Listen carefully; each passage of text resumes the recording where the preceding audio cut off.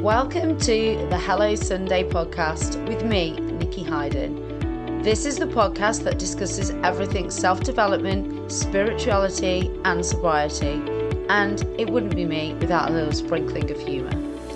Whether you are just starting out on your journey of self-development or have been exploring these topics for years, are completely alcohol-free or just curious about living a more sober lifestyle, this is the podcast for you. Each week, I'll be exploring topics in both solo episodes and with some amazing guest experts. So if you like what you hear, then please subscribe, rate and review. So with that said, let's dive into today's episode.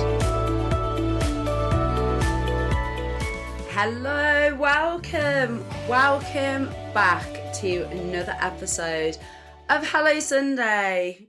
We're back, guys. We are back.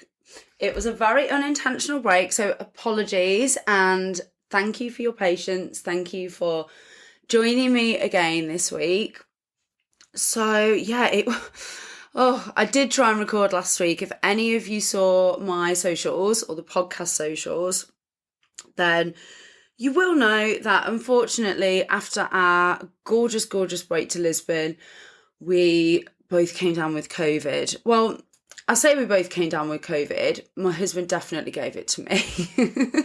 We went to Lisbon and he'd got like sinus problems. He'd had it for maybe a week or so before going, and it got quite bad when we were over there. And yeah, typical guy, wouldn't go to the pharmacy. Well, no, that's not strictly true. We went to the pharmacy when it wasn't as bad as it was. And then he got some like ibuprofen and painkillers. And then when it got worse, he wouldn't go back. So I wasn't very happy about that because I felt like it was a resolution that he wasn't willing to try and explore. And then we landed back into the UK and he was like, oh, I don't feel good. And I'm not going to lie, I thought he was exaggerating. And even if he wasn't exaggerating, I felt like it was a case of, well, if you'd have gone to the pharmacy, honey, then we potentially wouldn't be in this situation.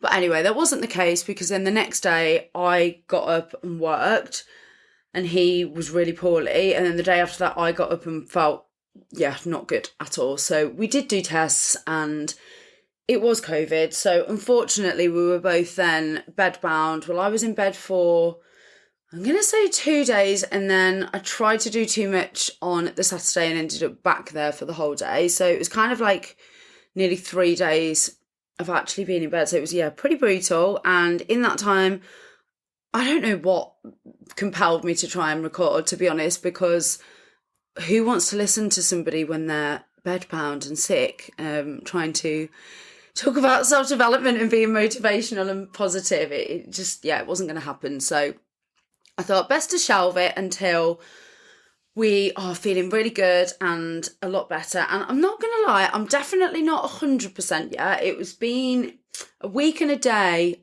today as I'm recording this that I started feeling rough.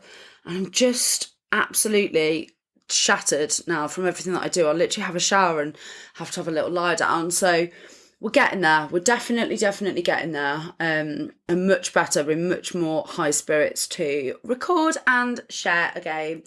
So thanks for bearing with, and to be honest, the whole experience plays into what I'm going to talk about today anyway, because the topic that I wanted to talk about today and the thing that's kind of come to, I guess, not really come to light because it's something I've been aware of, but just something that I've been exploring more and trying to understand more and thinking about a lot more, is about like struggle and challenge and how that plays into success and kind of how we get to where we want to get to. And the whole struggle of COVID, I guess it gives you a lot of time to just like think. And, part of being incapacitated and not being able to do what you do normally makes you a lot more grateful for the times then when you do feel well and you are firing on all cylinders and able to work, and haven't gone back to the gym yet, but I'm hoping to do that this weekend. So it does kind of all play into that. But anyway, the kind of the quote that I heard, which really made me stop and think was struggle isn't the opposite of success, it's part of it. So struggle isn't the opposite of success, it's part of it. And I think this comes at a time, so I've been super honest on like sharing on here. And I think, for me this year, I feel really kind of uncomfortable saying that I've struggled because I have, but actually there's there's much worse things going on in the world. People have got chronic illnesses, terminal illnesses, people are struggling financially. There's so much more going on than what I'm experiencing. But again, it's all relative, isn't it? Because we will all go through those things during our lifetimes, the losing people and sickness and periods of real struggle. But equally, when there are periods of things just being a little bit tougher all round, you still feel it, and it still feels like a struggle to you, even if your next door neighbour is experiencing something that most people would, I guess, kind of, see as 10 times worse. It's still your reality. You still, you could be having, I don't know, a dry spell in dating and feeling like you're struggling. You could have a tough time at work and be, having beef with a colleague, or feeling like you're being overlooked for a promotion, or you could have a big tax bill come in. They're all things that can make you feel like you're struggling. And I think for me this year, it's been more on the business and not necessarily finances side, but definitely the business side, because like I've mentioned many a time before, I had a really, really good first year in business last year.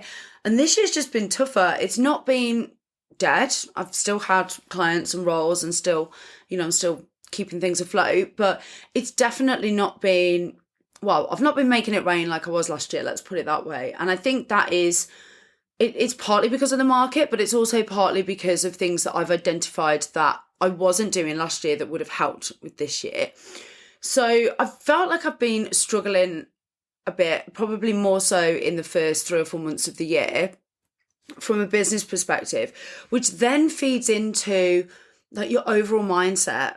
Like I think a lot of us do place, and again, this is a whole other episode topic, I think we do place a lot of emphasis on success from a professional capacity if we enjoy what we do and we're good at what we do.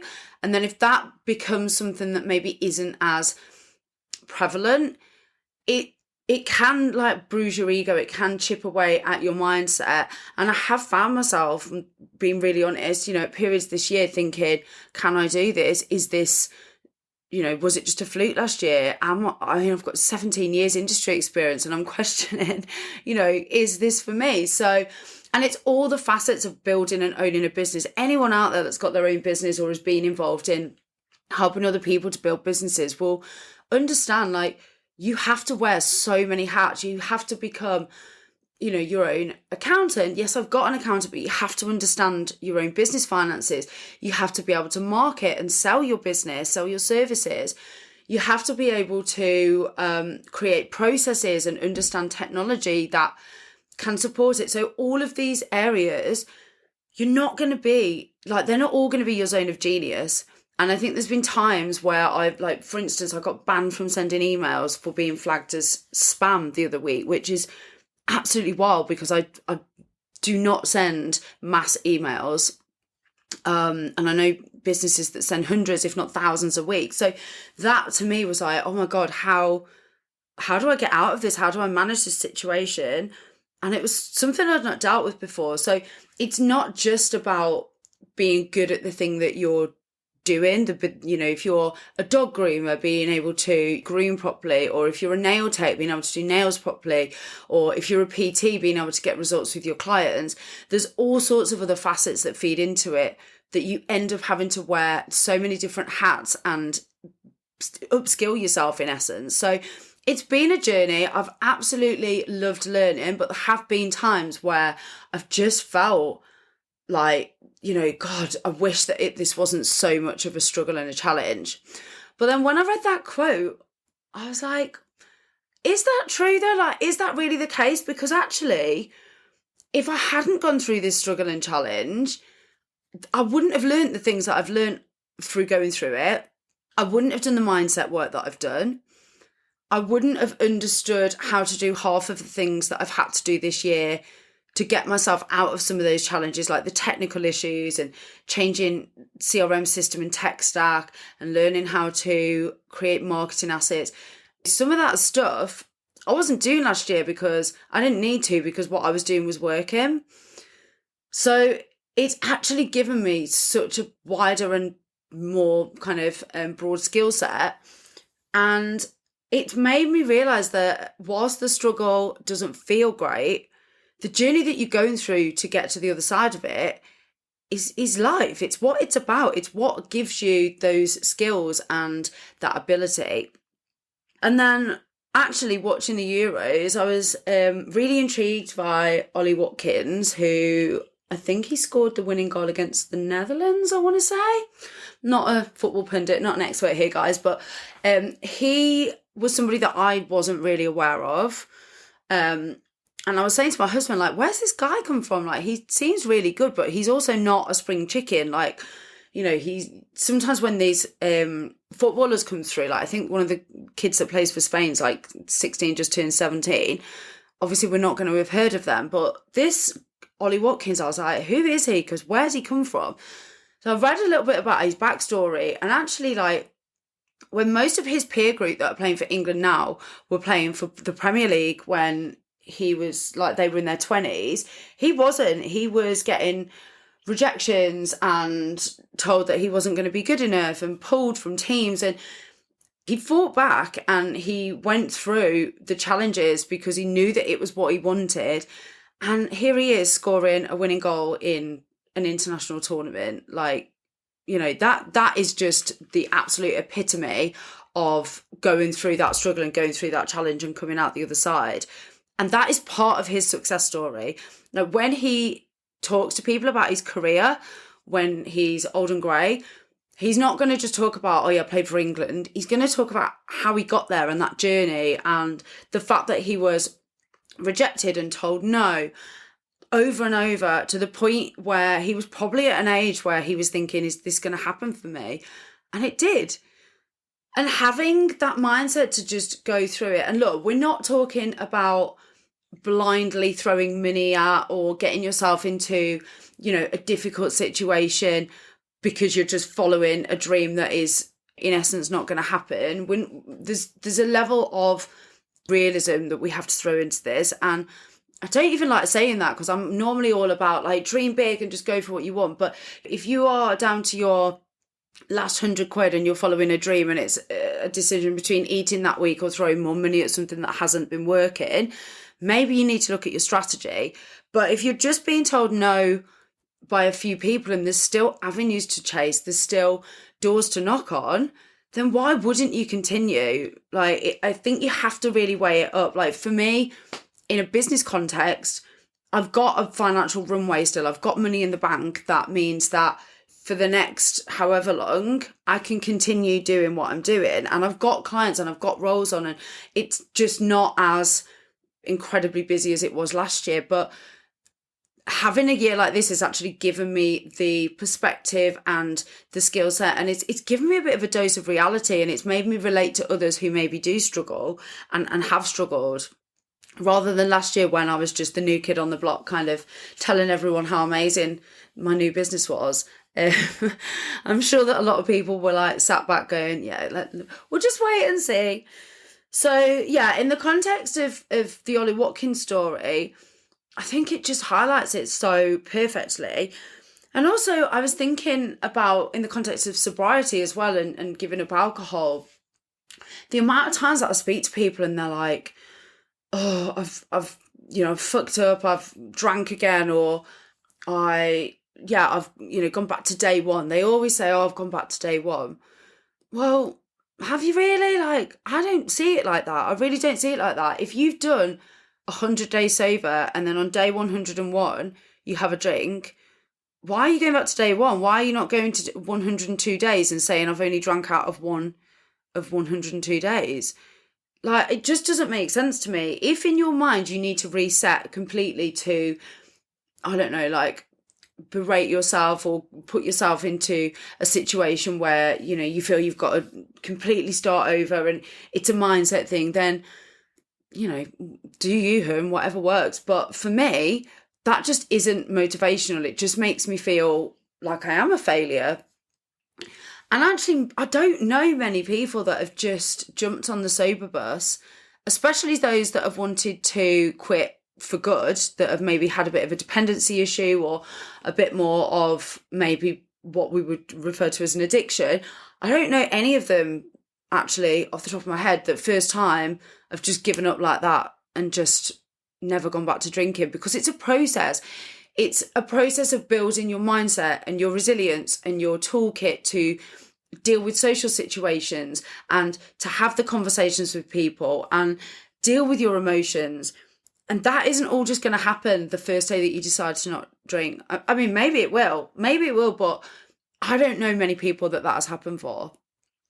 So in the context of drinking, the struggle and the, you know, challenge of maybe in inverted commas failing or going through a period where you feel like you have gone backwards is definitely part of the success. It's a learning. And, you know, this isn't me giving you a free pass to go and get pissed now if you're on the sober bus or you're trying to give up. But it also means if you do slip up or you do decide to have a drink when you're out with your friends or at a wedding or whatever the situation might be, as long as you're picking yourself back up and taking the learnings and understanding what the trigger was or understanding what the situation was that put you into the mindset of let's have a drink. Maybe you did it intentionally. I know so many people, and I did this myself, that did a really long period of sobriety and then they were like, right, let's see now how I manage alcohol. And for me personally, since I did my first stint, I've definitely managed, like, it's changed my relationship with alcohol completely. And I've definitely managed to, like, for instance, as I record this now, we've got quite a big social weekend because it's one of our best friend's 40th and I'm not going to drink. So there's...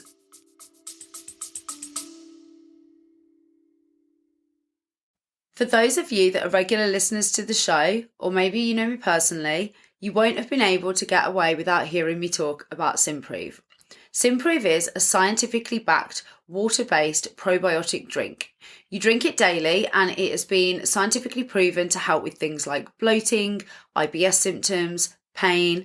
It was actually a dietitian friend of mine that introduced it to me last year, and I honestly wouldn't be without it now. It's helped with my energy, with my bloating, it's helped with my immune system, and also things like my skin. The list is honestly endless. Now, I have got a code for you. So if you'd like to try Simprove, you can get 50%, that's a massive 50% off your first 3 month subscription by going on to simprove.com and putting in the code Nikki50. That's NIKKI50, or clicking the link in the show notes. That difference in my mind is, you know, I've got the decision, I've got the opportunity to make the decision to not drink, and that was never there before. That for me isn't failure. If I then decided to have a drink, I wouldn't feel like I'd failed because it's intentional. And this isn't making excuses for yourself. This isn't saying, oh, well, I decided to, so it's fine. But it's knowing that because I never had a dependency or I never had what I would call, you know, real issue with alcohol, it was more, I knew that it was impeding my highest performance and me reaching my full potential, that I decided to quit and to cut back and to change that relationship.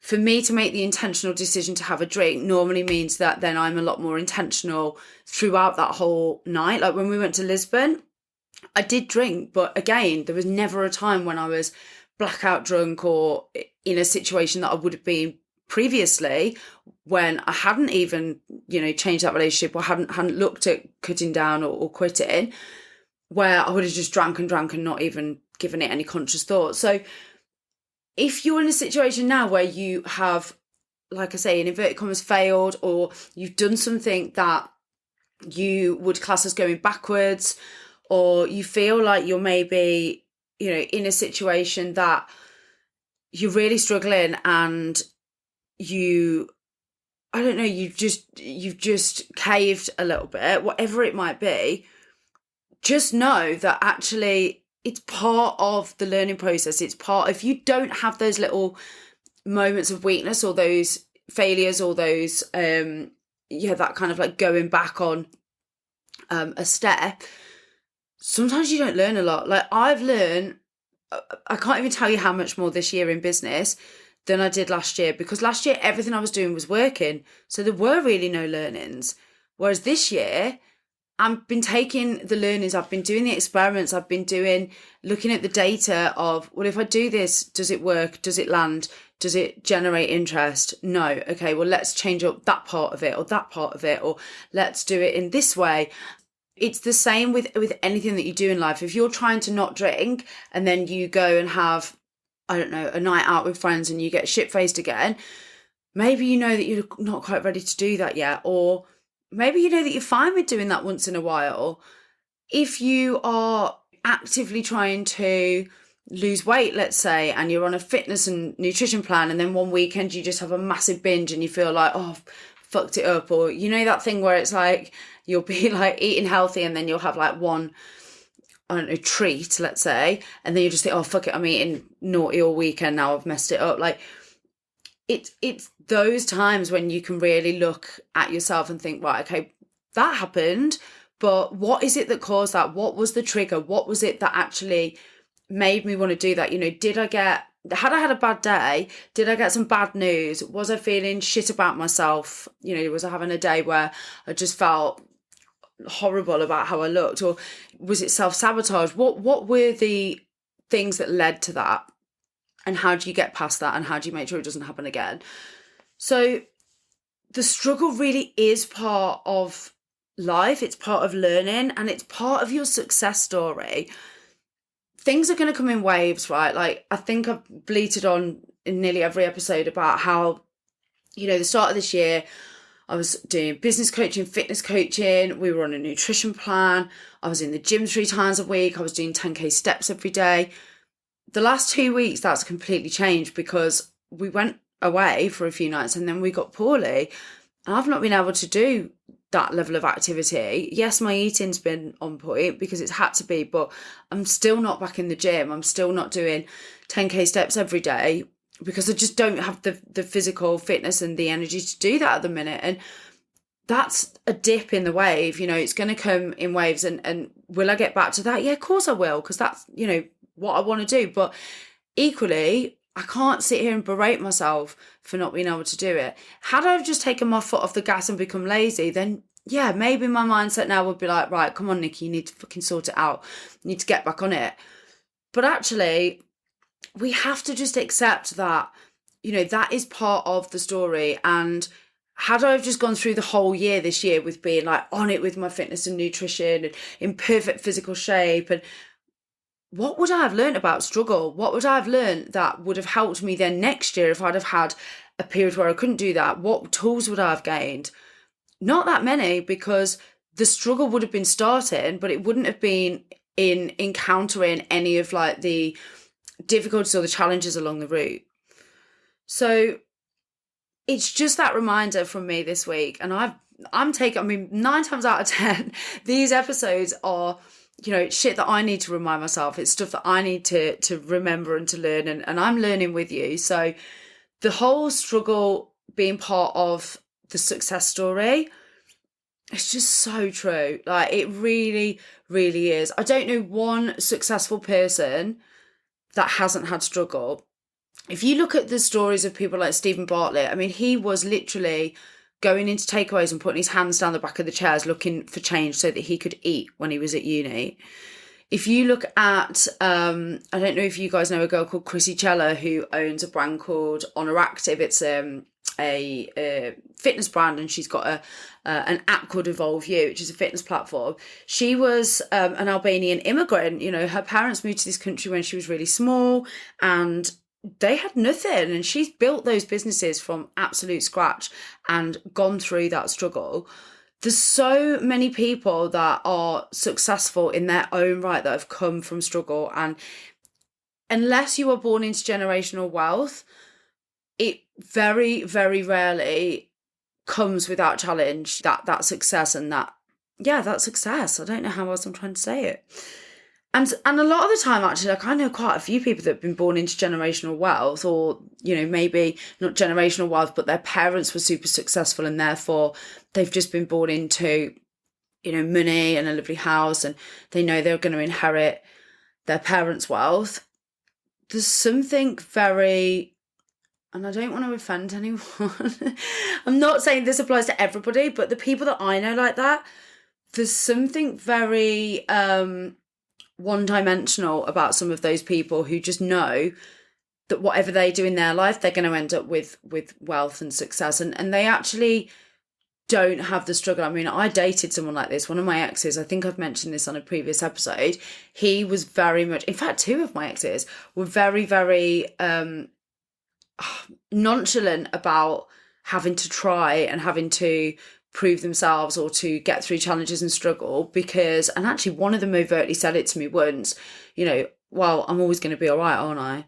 And I don't know, I just think for me, I love self-development. I love the tools and the things that you equip yourself with in going through the journey, and to just know that you're going to be fine regardless. I think it takes away that hunger and that ability to want to succeed and want to drive further forward. In fact, if anyone's seen Billions, the TV series, we just finished watching it actually, highly recommend if you haven't. There was an episode in there where there's a character called Mike Prince, and his daughters, he's a billionaire, and his daughters are like teenagers. And they were saying like there's something really sad about the fact that we just never have to try or never have to put ourselves out there because we know that we're going to inherit your billions. And they were really like quite upset and pissed off about the fact that they're just his daughters and they'll always get success and they'll always have doors open for them because they are his daughters. Now, that's not to say that if you've got parents of notoriety or you're born into a family that's successful, that you don't want to try and that you don't want to succeed. I'm not saying that, but what I'm saying is there's definitely beauty in having to go through struggle and challenge and to fight your way to get something. Now, that might be that you were born into a family like that, and maybe your fitness and health is what you're struggling and succeeding with, and no one can give you that on a plate. Or maybe you are forging your own business and you're determined not to do it on your family's money or whatever it might be. I think there's definitely ways that you can look at this that mean that even if you have got that natural bloodline of success, that you've still got challenge. I don't want to have angry people in my inbox saying, well, I was born into money and I'm still my own person and succeeding. I totally get that. I'm just saying my experience is that when you've gone through real challenge and you've had to really forge your own path, it gives you something at the end of it with that success story that people that haven't had to do that just don't have. So I hope that you've enjoyed that. It's something really, really resonated with that quote this week, and it just gave me a real fire in my belly. It kicked me up the ass. And I was like, whilst I'm whining and complaining about things being hard, why am I not looking at what this is giving me and what this is arming me with? And it sounds so fucking cheesy, doesn't it? But the beauty in that journey. Would I just want to be given a successful business that year on year just nailed it and I never learned anything? Probably not, because it would not have given me everything that I've got now that I've had to learn. I mean, if the rest of this year could be a little bit less brutal, it would be nice, but I'm putting in place things to ensure that happens, so we're all good. And yeah, I just think it's good to remind yourself, isn't it? It really is good to remind yourself that what you're going through now is temporary. It really is temporary. And whether it's grief, whether it's health struggles, whether it's parenting, I know I've got friends going through, and family that are going through the real trenches when it comes to parenting. But when your kids are grown up and they are well-rounded humans and you've got a beautiful relationship with them and you're sat around having family meals as grandparents, you're going to look back and be like, we did this. Nobody handed it to us. And that is one thing that no one can hand to you. Whether you are in the top 1% of wealth, the bottom 1% of wealth, whether you are an influencer, a celebrity, whatever, a sports star, a famous Hollywood actor or actress, kids don't give a shit, and you are all going to be going through the trenches. Maybe money helps you to get some more at-home help, but you still have to do the hard yards. So hats off to anyone going through that. But yeah, just remember that quote the next time that you're feeling like you want to give up, or that things are really tough, or you've maybe had a setback, or in your eyes a failure. Especially if you're going through sobriety or you're trying to quit or cut down on alcohol. It's part of the journey and it's totally normal, and you're doing a great job. So thanks for tuning in, guys. As always, please do follow the show, share with your network. Honestly, I cannot impress upon you enough how much it helps. I've had new listeners this week. I've had new listeners that have messaged me from episodes. I think the episode with Olivia Farrelly, if you haven't listened to that, go back and listen. She was absolutely incredible. So that was a sobriety episode. I definitely got some new audience from that. So hey to anyone that has joined the party since Olivia introduced you. Also Abby, I think I've had some new listeners from Abby's network. But yeah, please do share the show, screenshot it, put it on your socials, shout it from a cliff top, tell all your friends and family, because I'm really, really excited to build this. I think this year I've had to just keep things ticking along, but next year I want to put some real focus into building a real community, because you guys are absolutely awesome and I'm just so grateful for all of you.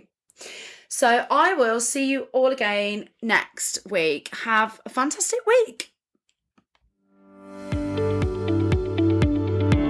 Thanks for listening. You can find us on Instagram at HelloSundayPod, or you can email us on hellosundaypod@outlook.com. Have a great week.